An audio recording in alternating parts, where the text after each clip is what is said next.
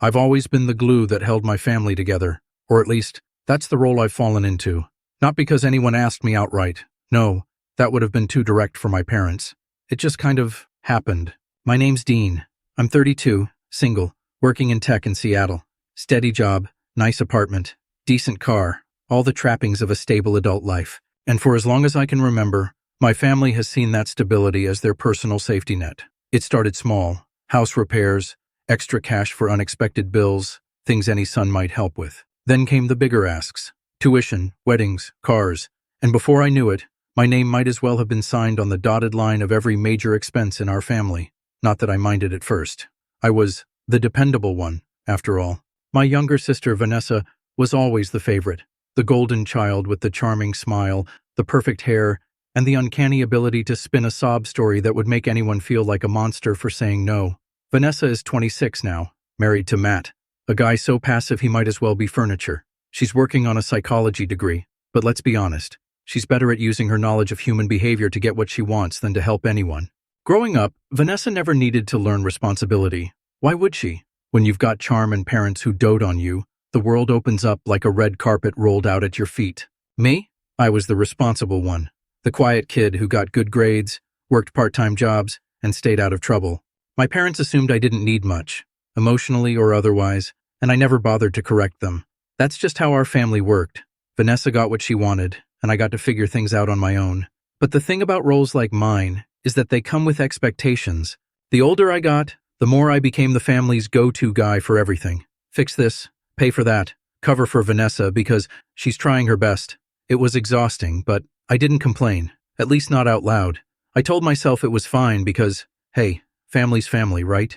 That mindset lasted until last Christmas. It started with a phone call from my mom. Nothing unusual about that. She always called before the holidays to coordinate plans. I figured we'd talk about dinner menus or gift exchanges, but her voice had that syrupy sweet tone she used when she was about to drop a bombshell. "Hi, honey. How are you?" she asked, drawing out the words like she was testing the water. "Good, Mom. What's up?" I replied, already sensing this wasn't going to be a normal conversation. "Well," she started, "Vanessa mentioned some things you've said recently, and, well, we've been thinking it might be best if you skip Christmas this year, just to keep things peaceful." I froze. "Wait, what? Skip Christmas? Why?" She hesitated, then said, "Vanessa told us you've been saying some hurtful things about how much you hate our family traditions. She thought it might be better if you sat this one out." Hurtful things?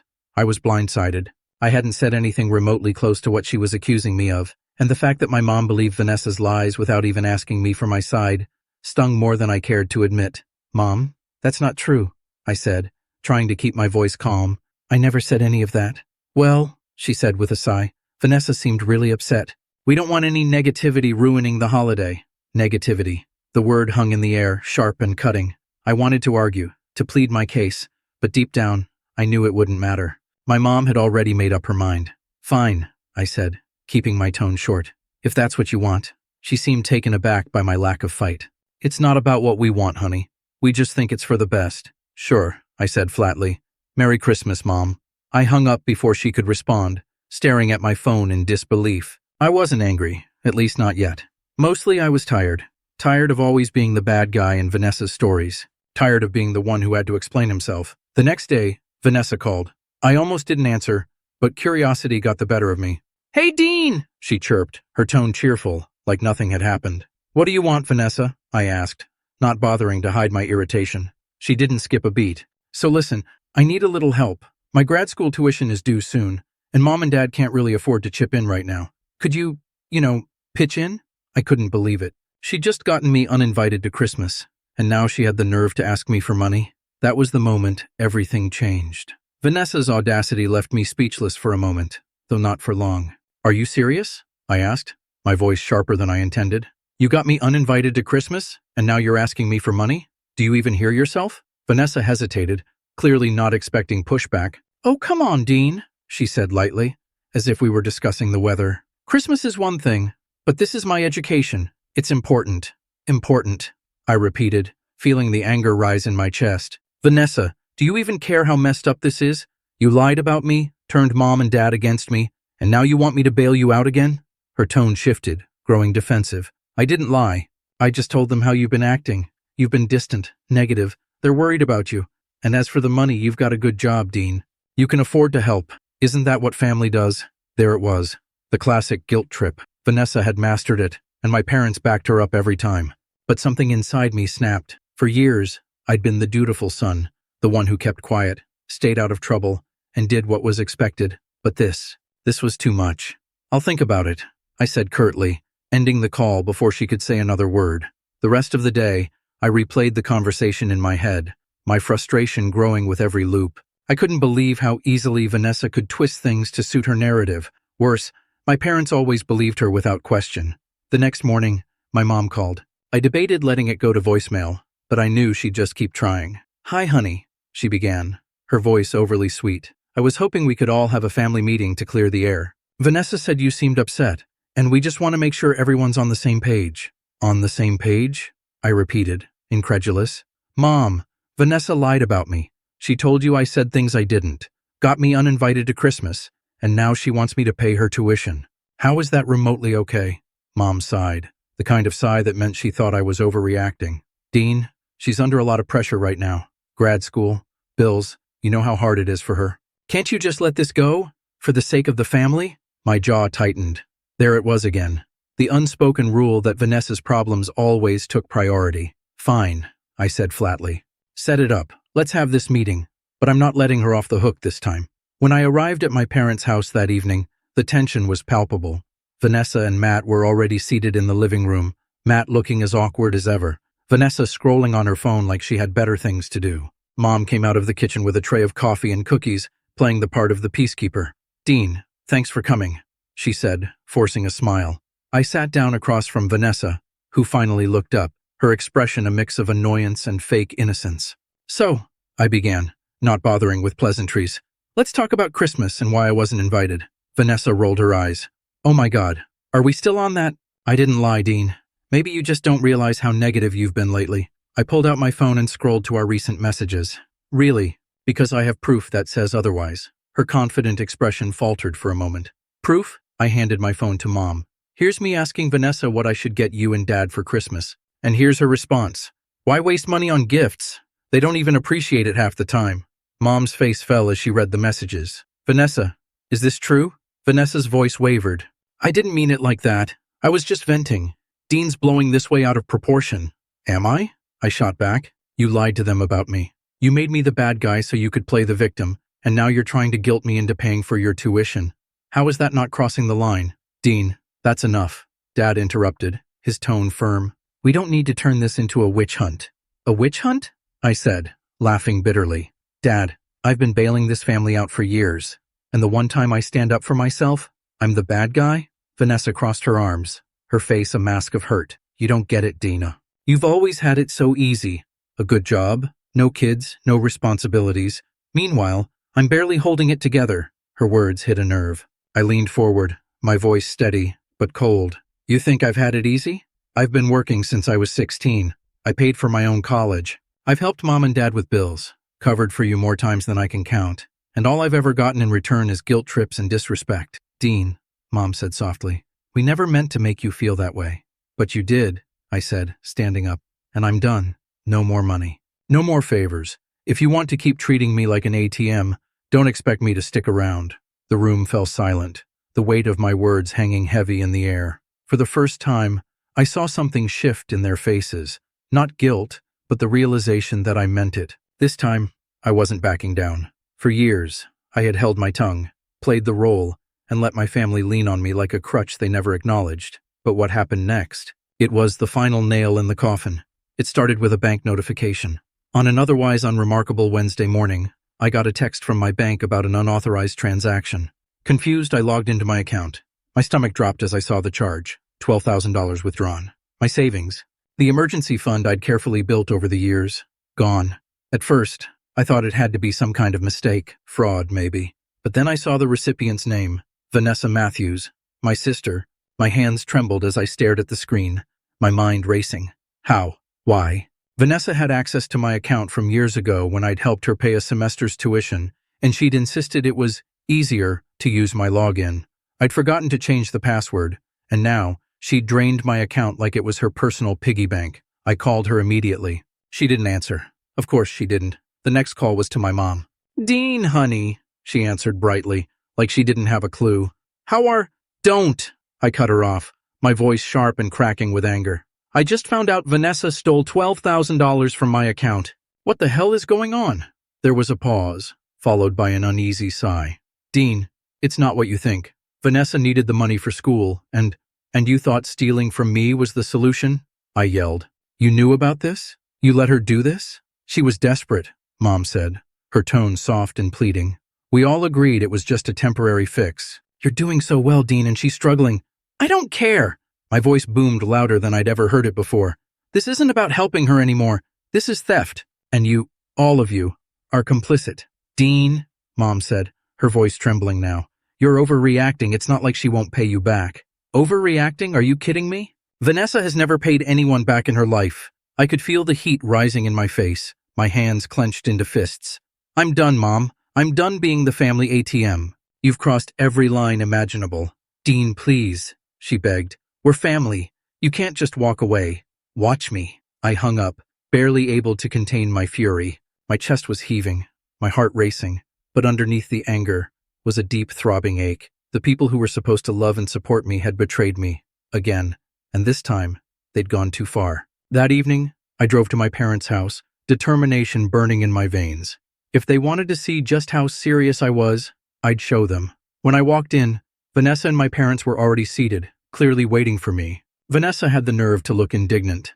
I can't believe you're making such a big deal out of this, she said, crossing her arms. It's just money, Dean. You'll make it back in no time. I stared at her, incredulous. Just money? Vanessa, that was my savings, my future. You stole from me. I didn't steal, she shot back. I borrowed it. And if you weren't so selfish, you'd understand that I needed it. Selfish? I laughed bitterly. You mean the guy who's paid for your wedding, your car, your tuition, and God knows what else? You think I'm selfish because I finally set a boundary? Dean, Dad interrupted, his voice firm but dismissive. This doesn't have to be a fight. Vanessa made a mistake, but she's your sister. You need to let this go. No, I said, my voice low and resolute. Not this time. Dean, be reasonable, Mom chimed in, desperation lacing her words. We're family. We'll figure this out together. Family? I snapped, my voice rising. You all stopped being my family the moment you decided my hard work was just there to fund Vanessa's life. I'm done. I'm cutting ties. Don't call me, don't ask me for help, and don't expect a dime from me ever again. Dean, you don't mean that, Vanessa said, her voice suddenly softer, trying to reel me back in. You've always been the dependable one. We need you. No, you don't, I said, standing my ground. You need someone to take advantage of, and I'm not playing that role anymore. Without another word, I turned and walked out the door, slamming it behind me. It wasn't until I was back in my car that the weight of what I'd done hit me. My hands were shaking, my chest tight, but for the first time in years, I felt free. Vanessa might have stolen my money, but she wasn't going to steal my life. I'd rebuild what I'd lost, but this time, it would be for me, not for them. The silence didn't last long. The next morning, I woke up to a barrage of messages. My phone lit up with text from my mom, Vanessa, and even Matt, who had never inserted himself into any family drama before. The messages varied in tone, some pleading, some furious, and others dripping with guilt trips. Mom, Dean, please come back to the table. We can work this out as a family. Vanessa, you're really going to abandon your own sister over some stupid money? You're such a selfish jerk. Matt, hey man, I know things got heated, but Vanessa's really upset. Maybe you should apologize and smooth things over. Apologize. That one almost made me laugh out loud. Apologize for what? Being stolen from. For daring to finally stand up for myself after years of being treated like a doormat. I left the messages unanswered, at least for the morning. My head was still spinning from the night before, and I needed time to think. I made myself a cup of coffee and stared out the window of my apartment, trying to process what had happened. A part of me felt lighter, like I'd finally shed a weight I didn't realize I'd been carrying. But there was also an ache, deep and raw, where the idea of family used to live. By midday, the calls started. The first one was from Mom. Against my better judgment, I answered. Dean, she began, her voice trembling. I don't understand why you're doing this. Vanessa didn't mean any harm. She's just going through a tough time. She stole from me, Mom. I cut her off, my tone sharper than I intended. And you let her. You knew about it and didn't even have the decency to tell me. She was desperate, Mom pleaded. We thought you'd understand. You've always been so giving, so dependable. Exactly, I said, my voice rising. I've always been dependable, and you've taken advantage of that at every turn. You've treated me like a safety net, not a son. And Vanessa? She's never had to face a single consequence in her life because you've always cleaned up her messes or pushed them onto me. There was a long pause. When she finally spoke, her voice was cold. So this is it then? You're cutting us off over money? This isn't just about money, I said firmly. It's about respect. It's about the fact that no matter what I do, it's never enough for you. I'm done, Mom. I need to put myself first for once. The line went quiet, and then she hung up. The fallout was swift. My dad didn't call or text, which wasn't surprising. He'd always stayed quiet during family conflicts, leaving Mom and Vanessa to handle the drama. Vanessa, on the other hand, unleashed her fury in a series of texts that were so over the top they would have been comical if they weren't so exhausting. Vanessa, you're so dramatic, Dean. No one asked you to act like a martyr. If you're going to be like this, maybe it's better if we don't talk. For once, I agreed with her. That evening, I reached out to my best friend, Kevin. We met up at a bar downtown, and as soon as I walked in, he could tell I was carrying something heavy. Rough day? He asked, sliding a beer across the table toward me. Rough life, I muttered, managing a weak smile. I told him everything, about the stolen money, the family meeting, the years of being used and overlooked. Kevin listened without interrupting, his brow furrowed in disbelief. Dude, he said when I finished, I've always known your family was intense, but this is next level. Yeah, I said, staring into my beer. I guess I just didn't realize how bad it was until now. I've always told myself it's what family does, you know? But this isn't normal. It's toxic. So what now? Kevin asked. I took a deep breath. I'm done with them. I mean, really done. I'm not answering their calls, not giving them another dime. I've spent my whole life trying to keep the peace, and all it's done is destroy me. It's time to start living for myself. Kevin raised his glass. To boundaries, man. Long overdue. Over the next few days, I began taking concrete steps to reclaim my life. I changed all my passwords, set up new bank accounts, and even contacted a lawyer to discuss options for recovering the stolen money. Vanessa's tuition? That wasn't my problem anymore. Emotionally, it wasn't easy. There were moments when the guilt crept in, when I questioned whether I'd been too harsh or if I'd regret cutting ties. But every time, I reminded myself of the years of emotional manipulation, the countless sacrifices that were met with nothing but entitlement and disrespect. I wasn't abandoning my family. I was freeing myself from them. And for the first time in a long time, I felt like I could finally breathe. In the weeks following the confrontation with my family, life felt strange, quieter, calmer, and for the first time in years, mine. At first, I wasn't sure what to do with all the free time and emotional energy I suddenly had. The constant pressure of being the dependable one was gone, leaving behind an unfamiliar sense of peace. I threw myself into work, taking on a project I'd been too hesitant to start before. I'd always dreamed of starting my own tech consultancy, and with no family obligations draining my time and resources, I finally felt free to take the leap. Within weeks, I was sketching out business plans, reaching out to potential clients, and finding a renewed sense of purpose. But life wasn't just about work. For too long, I'd sacrificed my happiness for the sake of family, and now I wanted to rediscover what made me happy. I started going to the gym again, something I'd let slide during the endless cycle of bailing out my family.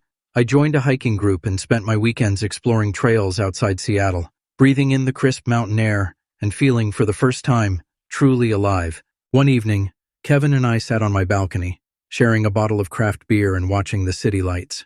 I gotta say, Kevin said, leaning back in his chair, you seem different, happier, lighter. I feel different, I admitted, smiling as I took a sip of my beer. For so long, I thought my value was tied to what I could do for other people. But now, I finally get it. My worth isn't based on how much I sacrifice for someone else. It's about how I live for myself. Kevin raised his bottle.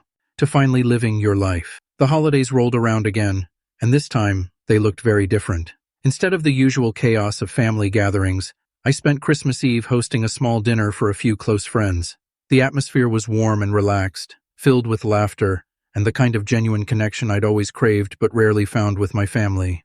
Christmas morning, I woke up late, made myself pancakes, and spent the day reading a book I'd been meaning to finish. No guilt trips, no frantic calls, just peace. As for my family, the silence didn't last. Vanessa sent me a series of emails over the next month, alternating between tearful apologies and thinly veiled attempts to guilt me into reconnecting. My parents called occasionally, each time trying to strike a balance between regret and justification. At first, it was hard not to feel a pang of sadness, especially when Mom's voice cracked as she told me, "We miss you, Dean. The house feels empty without you." But I reminded myself that missing someone doesn't always mean you value them. It often just means you miss what they did for you. Eventually, I replied to one of Mom's messages with a simple but firm note. "I'm happy to talk if you're ready to acknowledge how your actions have hurt me and take responsibility. Until then, I wish you well." I didn't hear back after that, but for once, it didn't bother me.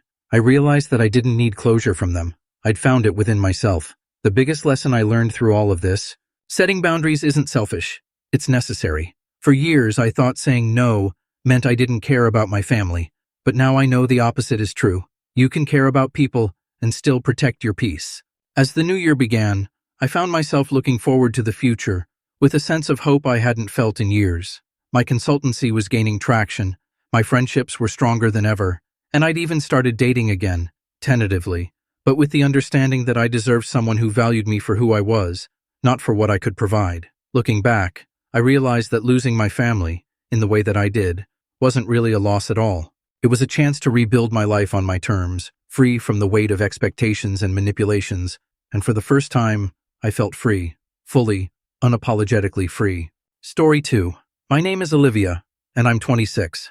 I work as a freelance writer, a job that gives me the freedom to travel and explore the world, something I've always craved. It was during a writing assignment in a small coastal town that I met him.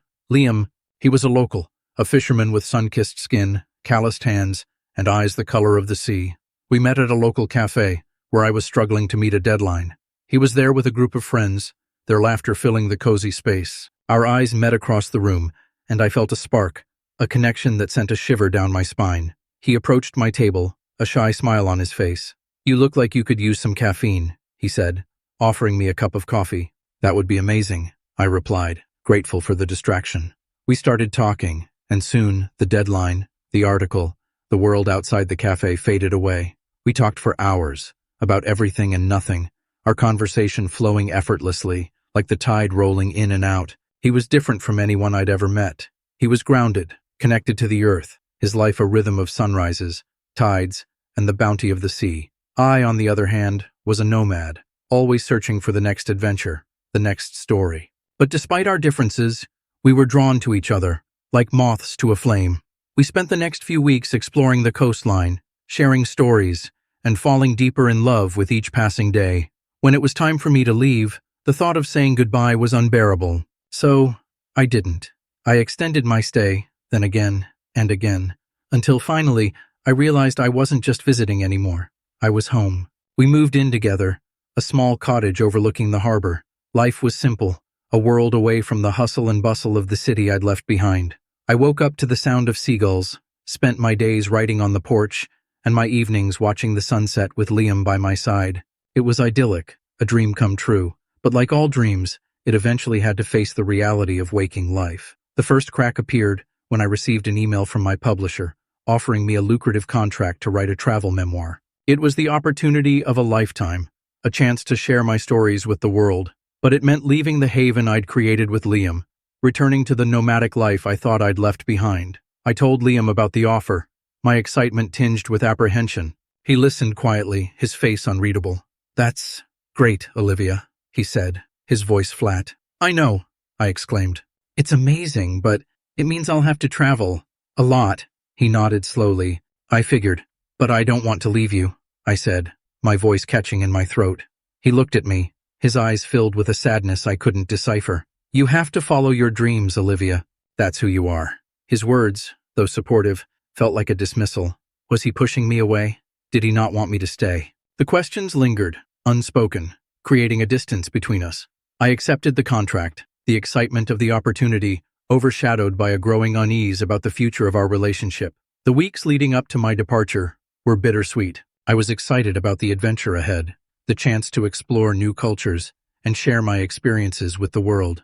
But the thought of leaving Liam, of the uncertainty that hung over our relationship, filled me with dread. The night before I left, we sat on the porch, watching the moon cast its silvery glow on the water. I reached for Liam's hand, his calloused fingers rough against my own. "I'm going to miss you," I whispered, my voice thick with emotion. He squeezed my hand, his silence speaking volumes. "Liam," I said, my voice barely above a whisper, Are you going to be here when I get back?" He looked at me, his eyes filled with a pain that mirrored my own. "I don't know, Olivia," he said, his voice heavy. "This life, it's not for you. You're meant for bigger things." His words, though honest, felt like a rejection. I wanted to argue, to tell him that he was wrong, that my life was with him, in this small town, in this little cottage by the sea, but the words wouldn't come. I left the next morning, the weight of his uncertainty heavy in my heart. I traveled the world, exploring ancient ruins, bustling cities, and remote villages. I met fascinating people, experienced different cultures, and wrote stories that captured the essence of my adventures. But no matter where I went, no matter how breathtaking the scenery or how captivating the people, a part of me remained tethered to that small coastal town, to the man who held my heart captive. I called Liam whenever I could, our conversations strained, filled with forced cheerfulness and unspoken longing. I sent him postcards from every corner of the globe, each one a silent plea for him to wait for me, to believe in us. But his replies were short, his words distant. The vibrant, passionate man I had fallen in love with seemed to be fading, replaced by a shadow of his former self. One evening, as I sat in a hotel room in a bustling metropolis, thousands of miles from home, I received an email from Liam. My heart pounded as I opened it, hoping for words of love, of reassurance, of a future together. Instead, his words were like a punch to the gut. "Olivia," he wrote, "I can't do this anymore. The distance, the uncertainty, it's tearing me apart. I need someone who's here, who shares my life, who wants the same things I do. I'm sorry. I wish you all the best." The words blurred as tears streamed down my face. He was right. Our lives were on different paths, our dreams pulling us in opposite directions. I had chosen the world, and he had chosen the sea. I closed my laptop, the weight of his goodbye crushing my spirit. The world, once a source of endless wonder and excitement, suddenly felt vast and empty. I was alone, adrift in a sea of my own making. The pain of Liam's goodbye was a heavy weight, a constant ache in my chest. I finished my book tour, my heart not in it, my words lacking the vibrancy they once held. I returned to the city, to my old apartment, but it felt hollow, empty. The life I had built before, the one I thought I wanted, no longer held any appeal. I wandered through the streets, a ghost in my own life, haunted by the memories of Liam, of the life we had shared, of the love we had lost. One rainy afternoon, as I was aimlessly browsing a bookstore, a book caught my eye. It was a collection of poems by Mary Oliver, a poet whose words had always resonated with me.